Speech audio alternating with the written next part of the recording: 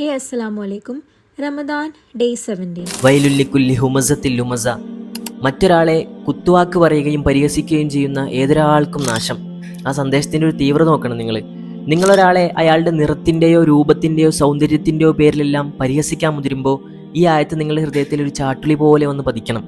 നല്ലത് മാത്രം കാണുകയും നല്ലത് മാത്രം കേൾക്കുകയും ചെയ്യാന്നുള്ളൊരു ആശയത്തിൽ ജീവിക്കുന്നതുകൊണ്ട് തന്നെ ലൈഫ് ഇപ്പോൾ കുറച്ചുകൂടി പീസ്ഫുള്ളാണ്.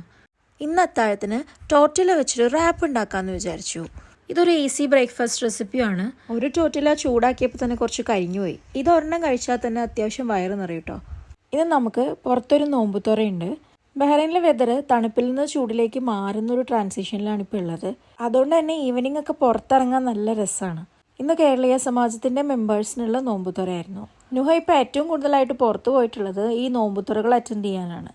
അതുകൊണ്ട് തന്നെ അവൾ ഇപ്പോഴേ സോഷ്യലൈസ്ഡ് ആവുന്നുണ്ട്. അവളെ പാരന്റിങ് ചെയ്യുമ്പോൾ ആളുകളെ ഫേസ് ചെയ്യാനുള്ള ധൈര്യം കൂടി കൊടുക്കണം എന്നാണ് ഞാൻ വിശ്വസിക്കുന്നത്. എന്ന് വെച്ചാൽ ഹെഡ് ചെയ്ത് എല്ലാവരോടും സംസാരിക്കണം എന്നൊന്നുമില്ല. കുറേ സ്റ്റീരിയോ ടൈപ്സ് ആയിട്ടുള്ള ആളുകളുടെ ഇടയിലാണ് നമ്മൾ ജീവിക്കുന്നതെന്നും ഒരുപാട് ആളുകൾ കൂടുന്ന ഒക്കേഷൻസിലൊക്കെ എങ്ങനെ ബിഹേവ് ചെയ്യണമെന്ന് അവൾ ഇപ്പോഴേ പഠിച്ചിരിക്കട്ടെ എന്നാണ് ഞാൻ വിചാരിക്കുന്നത്. അവിടുത്തെ ഇഫ്താർ കിറ്റ് പാനേഷ്യയുടേതായിരുന്നു.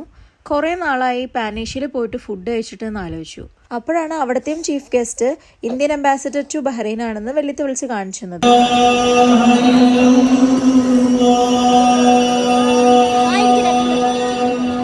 അങ്ങനെ 17 നോമ്പുകൾ പൂർത്തിയായി. അൽഹംദുലില്ലാ.